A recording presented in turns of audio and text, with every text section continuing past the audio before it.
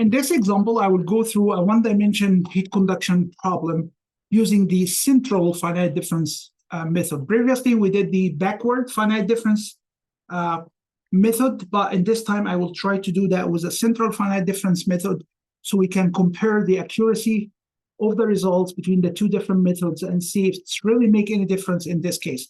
The problem statement was a single or one-dimension bar of a total length of 0.6 meter with a given thermal conductivity K, that's 10 watt per meter Kelvin, and one phase was kept at 100 degrees C, and the other phase was kept at 20 degrees C, and it was required to calculate the temperature distribution along that part. And if I recall back, this is my design. Then we started with a heat diffusion equation. We simplified the equation to develop our model. So our model was the heat diffusion equation for one dimension, no internal heat generation, steady state. So we end up having the Laplace equation that control or presenting our problem here after simplification and assumptions. And to solve, in previous recording, we did that analytically, and we did that with the backward finite difference method. So I would like to do the numerical solution using the central finite difference method. This means that step number A, I have to grid or do the mesh of my domain, right? So here's my domain. And I'm going to divide that domain into subdomains. And we're going to stick to very similar to what we did in the previous recording. We set up the distance delta x is equal 0.1 meter. So I have 1, 2, 3, 4, 5, 6 subdomains. This phase is 100 degrees C. This phase has a temperature of 20 degrees C. And so, since I'm solving one dimension problem, I'm going to mark my nodes to be 1, 2, 3, 4, 5. So that's step number 1 to do the numerical solution. Step number 2 is to do the discretization, which means that I need to use an approximation method to convert that differential equation into algebraic equation, and I'm going to use the central finite difference method. This is the second derivative of temperature, so I need to apply the approximation of the second derivative. The f double prime in the central finite difference method is equal to f of x plus h minus 2 f of x plus f of x minus h divided by delta x squared. This is the standard form, or this is the approximation from Taylor series. Now, if you want to write that in the more generalized form, you can say that partial 2f by partial x squared at node I should equal to f of I plus 1 minus 2 f of I plus f of I minus 1 divided by delta x squared.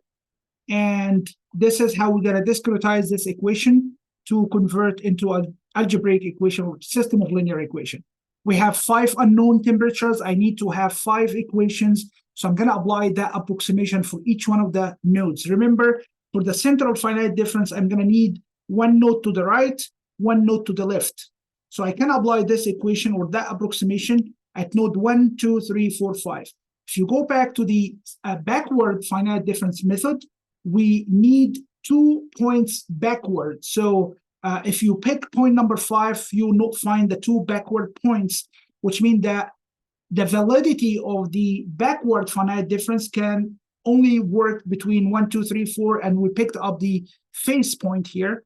But the central finite difference method can be applied for the 5 of them, because I need only 1 point backward, 1 point forward to apply the central finite difference. So for node number 1, I'm going to need 2 and the 20. For node number 2, I'm going to need 1 and 3. If I go all the way to node number 5, I'm going to need the 4 and 100. Node 4 and node 1, the phase was 100 degrees C. So it's valid to apply for each one of these nodes. So let's do that. Second derivative is equal to 0. This means that this term has to equal to 0. So if I go for node number 1, the equation will be if this is equal 0, so you cross multiplication here, delta x is going to go away. So the numerator will equal 0 directly. So if I need to do that, you'll find that for node number 1, I will have 20. That's I plus 1 plus T2. That's I plus 1 and I minus 1. This is my I. This is my I plus 1. This is my I minus 1. So I plus 1 is going to be the 20. I minus 1 is going to be 2 minus 2, the node itself, minus 2 of T1 equal to 0. If I want to go for node number 2, let's stick to the order here. So I plus 1 will be actually T1 minus 2 of T2 plus T3 is equal to 0. If I want to go for node number 3, I will have I plus 1, which is T2, minus 2 of T3 plus T4 is equal to 0. Now I want to go for node number 4. If you do that, you will have I plus 1 is going to be T3 minus 2 of T4 itself plus T5 is equal to 0. If I want to go for node number 5, I will have T4 minus 2 T5 plus 100 is equal to 0. This is a system of linear equations that you need to solve. 5 equation and 5 unknown. The simplest way to solve that is to set up your matrix solution. A x bar equal B.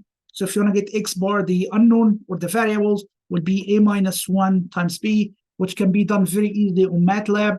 Again, few seconds, you got all your solution. So I'm getting the values from the MATLAB here. So I'm gonna build up my, or set up my matrix format. 1, 2, 3, 4, 5. And I have 5 temperatures, T1, T2, T3, T4, T5. So if I draw horizontal lines here, again, just to be more organized, if you guys using engineering papers, this will make things much easier. So I will pick up the first equation. The coefficient of T1 is minus 2, 1. Coefficient for T2, 0 for 3, 0 for 4, 0 for 5, 0 for 5, and minus 20 is your free term. For the second equation, you will find that 1, minus 2, 1, 0, 0, free term is 0, and I have 0, 1, minus 2, 1, 0, I'm going to have 0. Then for number 4, I will have 0, 0, 1, minus 2, 1, and the free term is 0. I have 0, 0, 0, 1, minus 2, and the free term is minus 100. Then you can solve that in MATLAB to get the values of T1 through T5. So let me share the values I got myself using MATLAB. For the central, I think I got the values here.